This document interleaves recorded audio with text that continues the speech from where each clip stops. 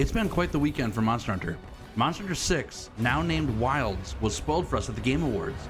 I wanted to show you a few things that I think are setting the stage for us on what the next game is going to be about just by what's shown to us in the trailer. There's been a ton of creators here on YouTube dissecting everything seen in the trailer. So if you're frothing at the mouth for more information about Wilds, there's plenty to chew on right now. But I noticed a few details at the end of the trailer that I think most people are missing. And these details are huge for what the story we're going to be playing in Monster Hunter Wilds may be about. And we're going to start on this screen. Y'all, Monster Hunter Wilds.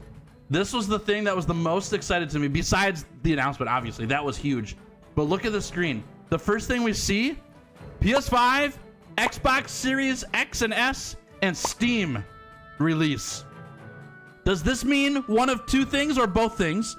First off, we're getting it on current gen consoles at the same time? Question mark. Remember, Monster Hunter World released and it wasn't available for PC, and then it came out for PC later. Are we all going to be able to play on the same day on these three systems? I'm hopeful. I'm pretty sure it's going to happen. And secondly, crossplay? Question mark. Are we going to have crossplay with PS5, Xbox Series X and S, and Steam right out the gate? It has to be, right? It has to be. That's my first thoughts. The other thing too, I've been watching some reaction videos from people like dissecting this whole trailer, and there's a thing that everyone's getting wrong, I think anyways, because here's what I think it is. You have to start with the logo. Look at the logo for this game. Monster Hunter Wilds, but the Wilds is reflected. Do you see the W, the I, the LD, and the S flipped backwards? There's a line that goes underneath Wilds that shows the reflection point, and there's stuff happening like water in a sense, right? Reflecting off the water. You've got these three circles off to the side of the W that look like ripples, like if you drop pebbles in the water, right? It's something to do with reflections in water.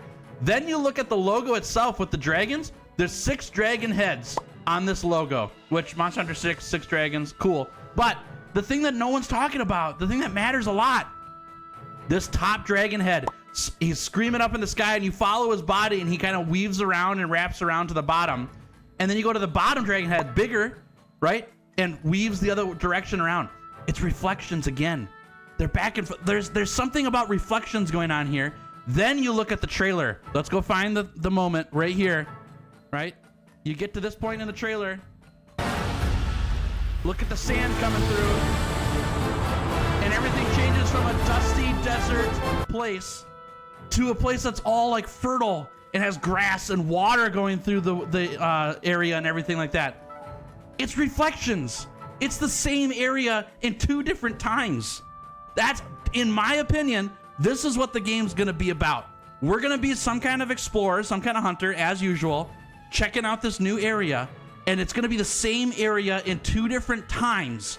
And it's a reflection thing. It's a thing that we're in the same area, but going to 2 different time zones. Think of it sort of like Legend of Zelda, Ocarina of Time, right? Where you go from kid to adult and all that stuff. We're going to be in this thing looking at this same land before some disaster or something like that, and after that same disaster, when the desert comes flying through, and what happened before and what happened after. That's what I think is going to happen in this game. Calling it up front. We know nothing more about the game besides this trailer and what it's given us, and I think that that's kind of where the theming is going at, is this change in time, this change in its reflections of the same area in time. We'll see.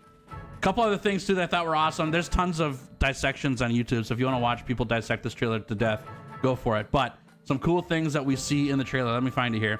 These little monsters here, they look sort of armadillo-y, but really they're pangolins. Do you guys know what pangolins are? If you don't, look them up online. They look like a mix of armadillos and pangolins, which is kind of cool. Plus, we've got them adapted to the environment because we got some of these pangolins that have this lightning hook thing here, right? They've got the, what are those called? Lightning rods that they've got on their body, which is sick. So these guys have to be like, they have to be adapted to the lightning environment that we see throughout this trailer going on, which is pretty sick. Another fun thing right about this frame even, everything's all dimmed in color, except for this lightning rod and these plants. Why are these plants showing up here? Everything else is all dimmed and muted in color, but these plants are super bright. Does it have something to do with the time switch, right? Where the forest is growing back or things like that? I don't know. Just saying. All right, so there's the news from the weekend. Monster Hunter Wilds got spoiled for us, which is super awesome. I'm so pumped. Are you guys excited or what? 2025, can't be here soon enough.